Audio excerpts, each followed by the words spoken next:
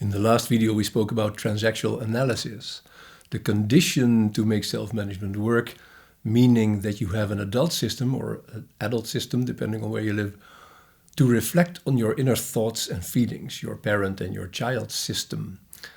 And if you don't have that, you're actually like a leaf in the wind, and the wind decides where you go. Your mood decides where you go. One day you feel bad, the other day you feel good.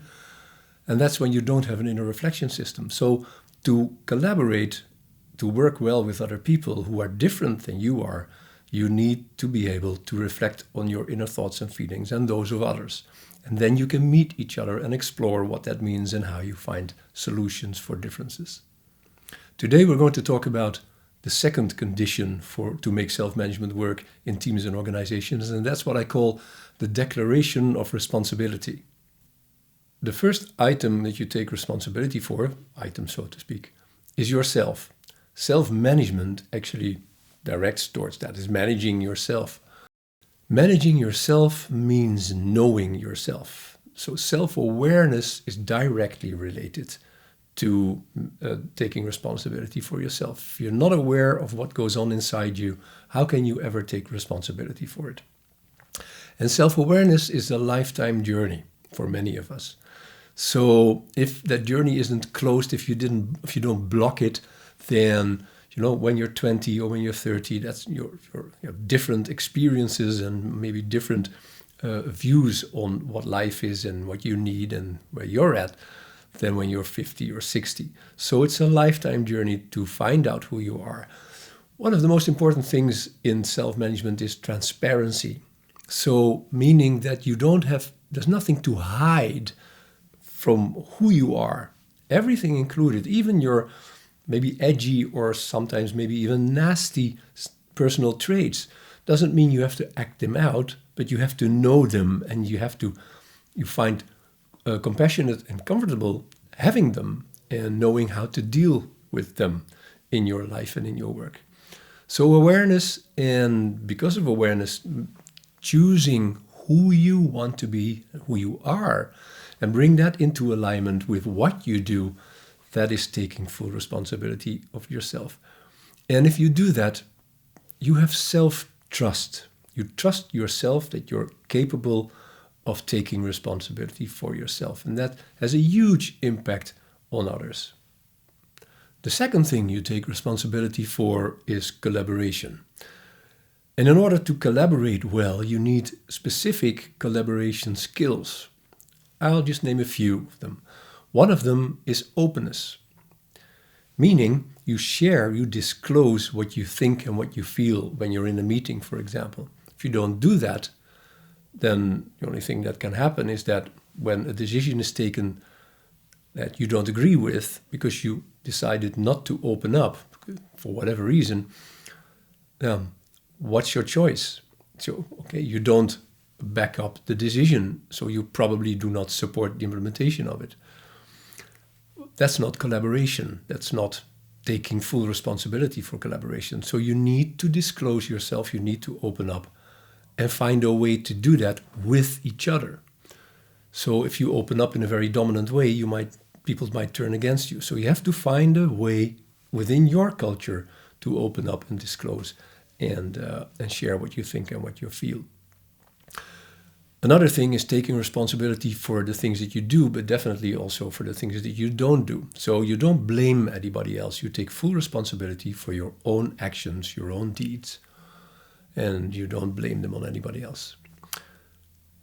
Third one, the last one, collaboration skill I'm going to mention here is negotiation skills. One of the hardest part in collaborating is that people differ. What needs to be done, how it needs to be done. And those differences can make life and work sometimes very, very hard. So you have to find a way to handle those differences. And one of the best ways to do that is learning how to negotiate well. Because every difference, when someone says we need to go left and the other says we need to go right, that is actually the start of a negotiation process. It's not decision making, it's a negotiation process. And then you reach a decision. So that's a very important collaboration skill. I want to add something to collaboration skills. And that's what I call the plus of taking full responsibility, actually radical self-management, taking full responsibility for each other. And that is that you are responsible for each other's well-being, meaning that in order to be transparent and to open up, you need to have a level of trust that you can disclose things that are difficult for you. And it's those things that can make collaboration or work hard. Because, I'll give an example.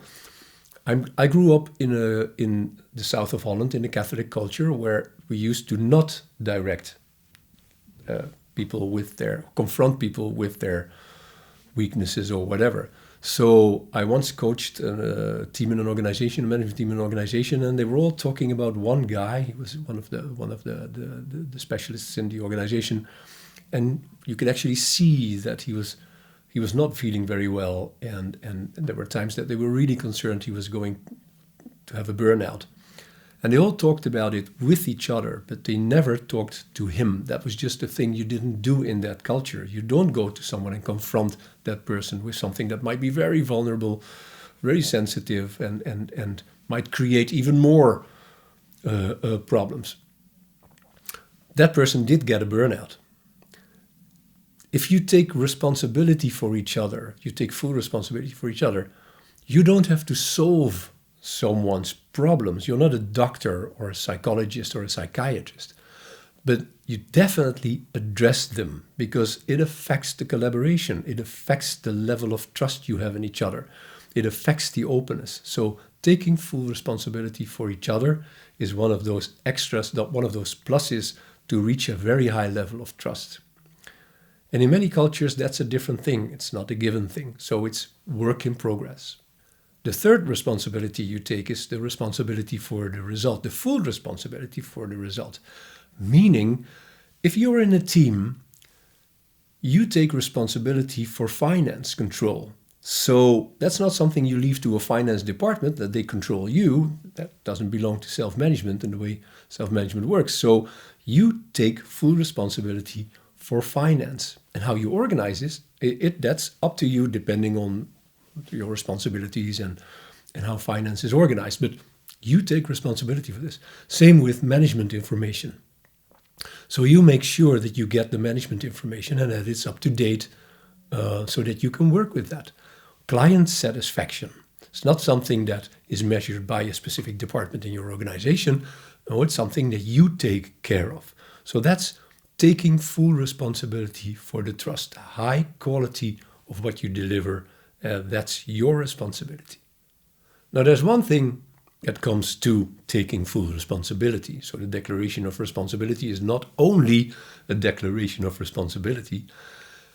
In order to do that in a self-management team or organization, you need to get the full freedom to take the full responsibility for yourself, for each other, for the collaboration, and for the result.